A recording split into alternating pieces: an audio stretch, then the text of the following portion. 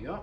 All right, so today we're gonna redo that one video that was a little bit choppy. You guys couldn't see it very good. So we're gonna re-look at the mole today. So what is the mole? The mole is a way for chemists to represent a number of particles. It's our dozen. So for instance, if we have 1 dozen, I think you guys would all agree that 1 dozen equals 12, right? 1 dozen equals 12. Another example of this would be 1 ream of paper. 1 ream of paper equals 500 pieces of paper. Okay, so 1 mole is like a chemist's dozen. 1 mole equals 6.02 times 10 to the 23rd representative particles. So it's our way to represent a large number of particles into like one thing. So 1 mole equals 6.02 times 10 to the 23rd representative particles.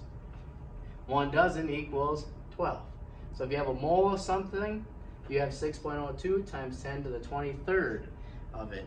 And a mole can represent anything. If I wanted to represent desks, I can. If I have 1 mole of desks, 1 mole of desks is 6.02 times 10 to the 23rd. If I want 1 mole of people, I can have 1 mole of people. It would be 6.02 times 10 to the 23rd. Okay, so 1 dozen, so if I have a dozen desks, that's what? 12. So this number is really, really, really large because we need it to represent little atoms, right? We need it to represent little atoms. And this is what chemists came up with. This is what they agreed on. They found it by studying carbon. So they were able to figure out that 1 mole of carbon atoms equals this number right here. And it's actually going to be called Avogadro's number. Let's say we have 2 moles of something. 2 moles of something, you would just take 2 and then times that number, Avogadro's number. So I would just take 2 times alpha A. That would be 1.204 times 10 to the 24. So 2 moles would just be double that value. So it's just a way for us to represent substances. Okay, so this kind of shows you that the number of representative particles in a mole is 6.02 times 10 to the 23rd. It's going to be called Avogadro's number. So if we know how many representative particles we have, we can divide it by this value, and that'll tell us how many moles we have. Okay, so now let's talk about what is a representative particle, because that is part of what we're saying here is that we have 6.02 times 10 to the 23rd representative particles. What is that? I'll say, okay, so a representative particle can mean whatever we want it to be, but it's usually going to be an atom, could be a molecule, or it could be a formula unit. So that's kind of what we represented in chemistry. So it's whatever we want it to represent. It's usually an atom, molecule, or formula units. Okay, so here's a diagram showing us some different examples of representative particles. If we want to represent an atom, we can. So a single atom, if we want to know how many nitrogens are in 1 mole, well, we can just say, well, it's 6.02 times 10 to the 23rd. If we want to represent a molecule, we can. So N2 is a molecule. So we can have that be our representative particle. We can have water be our representative particle. We can have it be an ion. Let's say we wanted to know how many ions are dissolved in water. We can have it represent just, okay, we want to know how many calcium ions are in that solution. We can do that. Formula unit is for like an ionic compound, so calcium fluoride is an ionic compound. So we can have it represent whatever we want it to. All right, so in chapter 10, we are going to learn all about the mole roadmap. This is going to be a very handy resource for you. This is how you do all the math. It's right here. Have this out while you guys are doing your homework, and it's going to make your life a lot easier. Okay. Now we're going to take baby steps. I'm going to show you guys how to do one branch of the mole roadmap today. Then later on in a few other videos we'll introduce this part of the branch, we'll introduce this part of the branch, but for today I'm just introducing one part of the branch, and that's looking at Avogadro's number, representative particles to a mole, and going from a mole to representative particles. That's all we're doing. So if we have moles, it's simple. You multiply times this number. So if you have a mole of something, you multiply it times 6.02 times 10 to the 23rd, and there's going to be your answer. If the problem is giving you representative particles, you just divide it by 6.02 times 10 to the 23rd, and that tells you how many moles you have. That's all we're doing today. We're either going to be multiplying or we're going to be dividing, depending on what the problem is asking us. All right, so let's look at an example using the mole roadmap. We have magnesium is a light metal used in the manufacture of aircraft, automobile wheels, tools, and garden furniture. How many moles of magnesium is 1.25 times 10 to the 23rd atoms of magnesium? Okay, with any chemistry problem, write down what you're starting with. In this case, we are starting with 1.25 times 10 to the 23rd, and that's going to be atoms of magnesium. So I'm just going to write atoms. Okay, then we write down what we're looking for. In this problem, it says how many moles. So way over here, I'm going to say moles. All right, so with this chemistry problem, we're going to be converting from atoms to moles. And in order to do that, we're going to use that branch that I just showed you guys. We're going to use Avogadro's number. Now we're going from atoms to moles, so what we're going to do is we're going to say we have 1 mole per 6.02 times 10 to the 23rd atoms. So if you guys are looking at your roadmap, you'll see that we're dividing. So what happens when you divide is atoms cancel right here, and you're left with moles, which is the unit you want. It's like in math class. If you have x and you divide it by x, what happens to it? It cancels out, right? It cancels out. So if you have an atom and you divide by atom, it cancels out. And what's the unit you're left with? You're left with the mole, which is what we want. Okay, so then we just take 1.25 times 10 to the 23rd, divided by Avogadro's number, and I get an answer of 0.20, and with 3 sig figs, 8. So 0.208 moles. And I say 3 sig figs because we have how many right here? 3 sig figs, right? So I have 3 numbers that we're going to report in the end. So in the end, we're going to have 0.208, those 3 numbers. Okay. So let's just kind of do a quick summary. What we just did with this problem is we were given atoms. And we had to convert it to moles. So if you look at your roadmap, here's what we just did. We were given atoms, representative particles. We converted it to a mole. So we ended up doing what? Dividing by that 6.02 times 10 to the 23rd. All right, let's look at another one. This one's saying, how many moles is 2.17 times 10 to the 23rd representative particles of bromine? All right, so this one, we're given 2.17 times 10 to the 23rd representative particles.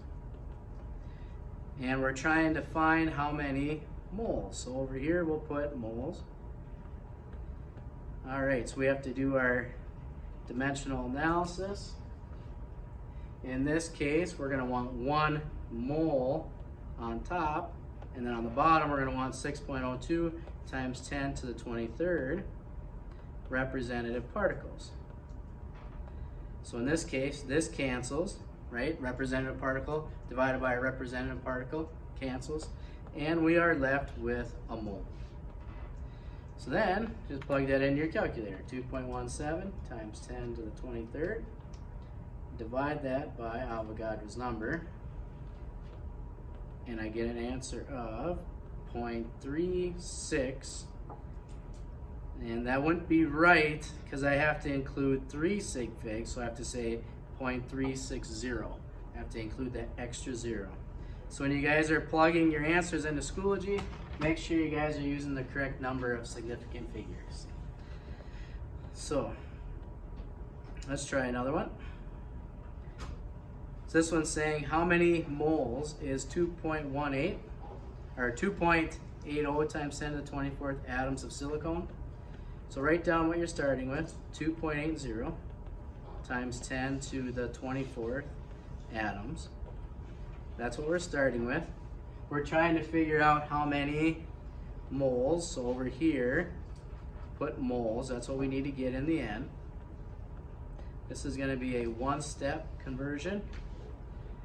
It's going to be using 1 mole per that 6.02 times 10 to the 23rd atoms. The atoms cancel. You're left with mole. So it's just like the last 2 problems.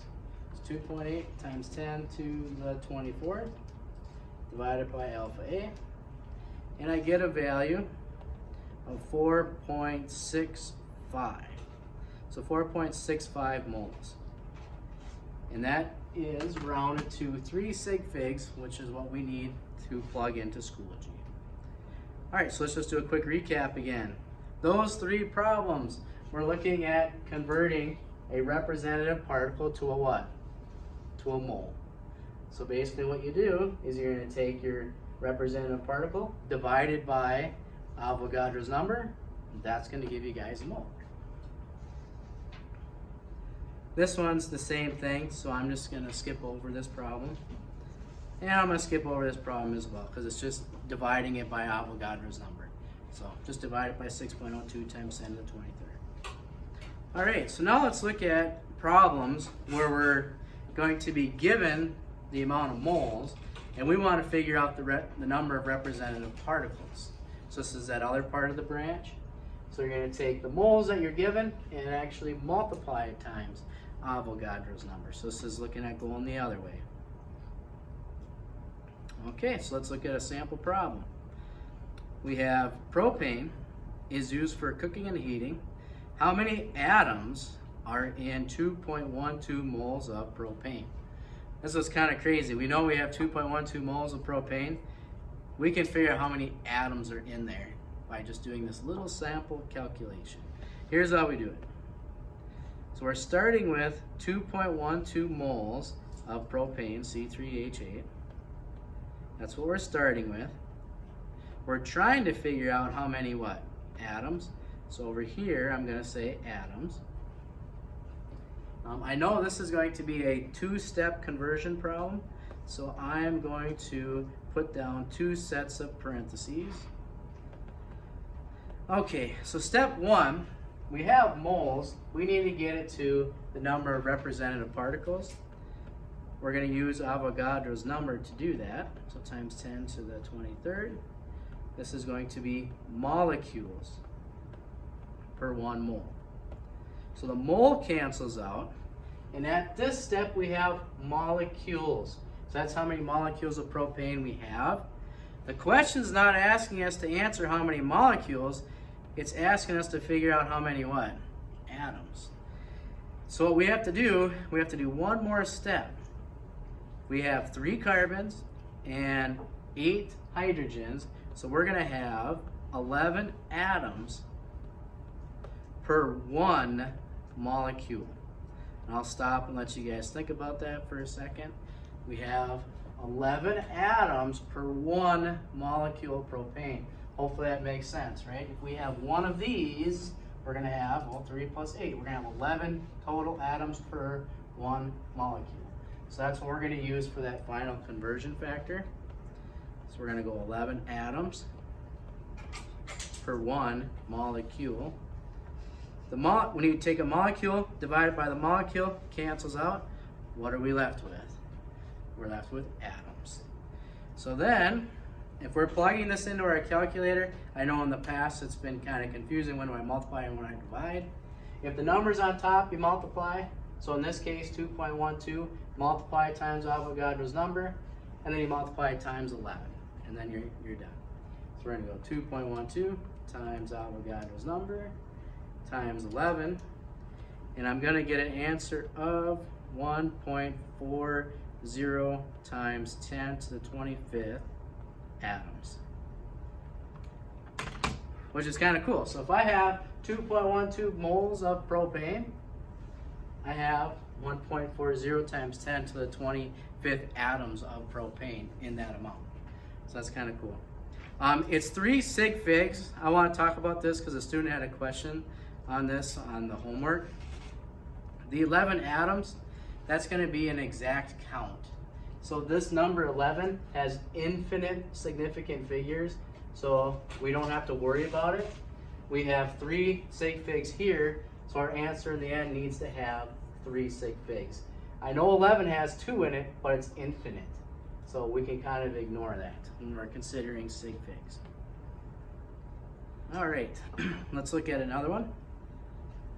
This one says, how many moles are in 4.65 times 10 to the 24th molecules of nitrogen dioxide? So we're looking for moles. We have 4.65 times 10 to the 24th molecules is what we're starting with. We're trying to figure out how many moles so this one we just take 1 mole and divide it by Avogadro's number, which is at 6.02 times 10 to the 23rd. So then you take 4.65 times 10 to the 23rd, divide it by Avogadro's number, and I get 0.772 moles. And it is going to be 3 sig figs because you have 4.65. That one has 3 sig figs. Okay. Let's look at another one here. Here's one of those atom problems. It says, how many atoms are in 1.14 moles of sulfur trioxide? So write down what you're starting with. In this case, we're starting with 1.14 moles of SO3. We want to figure out how many atoms we have in that amount. We can do that. It's going to be a 2-step problem. The first step is we have to get it to the number of molecules. In order to get it to the number of molecules, you're going to multiply it times Avogadro's number per 1 mole. So then the mole cancels out, and now we have molecules at this step. However, the question is asking us for how many atoms. All right, so we have to consider the compound. In this case, we have SO3, so we're going to have 1 sulfur atom with the 3 oxygens. So with this one, we're going to have 4 atoms per 1 molecule. That's going to be our second conversion. We're going to have 4 atoms per 1 molecule. So then the molecule cancels and we are left with atoms. So again, when you guys are plugging this into your calculator, you just multiply. Setting it up's the hard part. You guys all know how to multiply and divide. You guys have been doing that since 7th and 8th grade. It's setting it up and knowing when to multiply and divide. So that's why if you set it up using dimensional analysis and cross off your units, you should be able to get your answer. Don't show the work. If you guys aren't showing the work, chemistry will be hard. Get used to this process right here. It's really going to help out when we start having 3 or even 4 steps where we have to go dump, bump, bump, bump. So it really helps that you guys learn this process. So 1.14 times Avogadro's number equals that times 4. All right, so I have my answer. It's going to be reported to 3 sig figs. We're going to have 2.75 times 10 to the 24th. So again, that's kind of a neat calculation. If we have 1.14 moles of sulfur trioxide, you can tell me exactly how many atoms there are in that amount. Okay, and I think what we'll do is we'll kind of skip over these. They're kind of the same as the one we just did. So let's just kind of do a general recap of what we did today. Let's go back to this roadmap. Like I said, this is going to be your guys' go-to when you're doing your homework. If you're given the mole and you need to convert it to a representative particle, you multiply times Avogadro's number. It's telling you what to do. If you're giving a representative particle first and you need to get it to a mole, you divide. So it's literally as easy as that, but make sure you guys are showing your work. Do the parentheses, show that the units cancel out, because chemistry will get hard if you guys aren't learning that process. All right, we'll see you guys next time for the molar mass video.